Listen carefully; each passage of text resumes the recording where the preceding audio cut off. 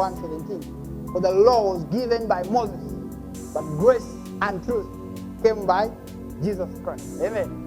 That means the path of the righteous man, that man who is justified by faith. Amen. So you are justified. You are declared righteous by his blood. Amen. That's why he says in him you have redemption. One of the things that generates favor with God is a relationship. Amen. Now, you cannot have a good relationship if you have a sin consciousness. Amen. You must understand that you are justified. So say, I am washed.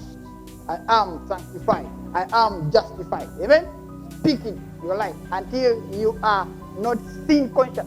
Until you are conscious of righteousness. Amen. Now, the righteousness we have in Christ is not by works. Amen. It is through faith. Amen. You're not righteous because you did something, right? No, you're righteous because of Christ Jesus. You understand? So you are the righteousness of God. So you are a washed man. You are a justified man. So you have been justified, declared righteous. Not because you did something. You're justified because of the blood of Jesus. No wonder he says, in him you have redemption, freedom. And somebody to get a hold of that truth. Get a hold of it. And don't stop saying it. Keep talking it. I am justified. I am the righteousness of God. I am washed. It will set you free from all the guilt and all the condemnation. Now, when you have that, you're able to have what they call a relationship with God. Christianity is not just coming to church. Glory to God. Now, the purpose of teaching is to establish your relationship with God. And if I can establish your relationship with God, you'll have victory in whatever you do. Amen. So Christianity is not just, belonging to certain denomination. No, Christianity is a relationship. Amen. When you have a working relationship with God, that's Christianity.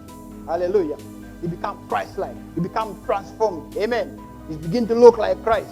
Glory to God. One of the things that generates favor with God is relationship with Him. Isn't it? And I'm trying to say that you cannot have a good relationship with Him if you don't understand justification. Because you always be condemned. The problem with the law is it doesn't solve anything. It just tells you where you're wrong and the consequences. But grace will show you what God did for you and how to get what He did for you. The law will tell you, you don't steal, but don't tell you how to stop stealing. You understand? But grace will tell you what Christ did and how to walk in the finished work. I'm showing you how to walk in the finished work. Amen. I have no business with what you did. Amen. I'm only telling you what is in Christ. So when I look at you, I look at Christ. Amen. I don't look at what you did. I don't look at how you live. I look at Christ in you. No wonder it says Christ in you, the hope of glory. For you know by the grace of our Jesus Christ that He became sin, that He might become the righteousness of God. You see what grace is doing? Hallelujah. For you are saved by grace through faith. Everything is grace. What is grace? Unmerited favor. Grace is what is going to change people. Right standing with God without any sense of condemnation, guilt. Now, you will always have a good relationship with God when you understand the grace of God. And therefore you will generate favor of God. The most important thing is that relationship that you have with God.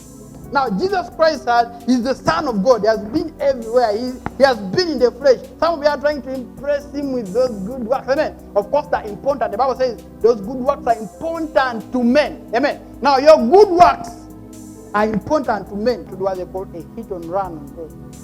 Hit and run. Get a point? Of course, sometimes through the gifts of the Holy Ghost, the working of miracles, presence of God, it is possible to get the miracle. Very possible. But the most important thing is that relationship that you create with God. The most important thing, which generates favor. God created us to have a constant relationship with Him. He created us to relate with Him one-on-one. And He gave us His word. Now, when you're relating with the word of God, you're relating with God. Somebody ask, but how do I relate with God? The more sure way is relating with the word of God. If you can relate with the word of God, then you will relate with God. You get it? Now, that is what God wants. But just like any relationship, it must be tested. A relationship with God must be tested. The word of God must be tested. For God to entrust you with responsibility, for God to give you whatever you want in life, for you to walk in dominion, you must be tested. Relationship with God must be tested, especially with circumstances. You know that under pressure, your faith life is forced into the open and shows true colors. Now, the relationship with God must test, which is the word of God. That's why he says the word of the Lord tested him. Because if you're not tested, you cannot be relied on. God cannot trust you. Because as you grow bigger, there will be bigger circumstances that come your way. And when you're tested, it means that you can still endure.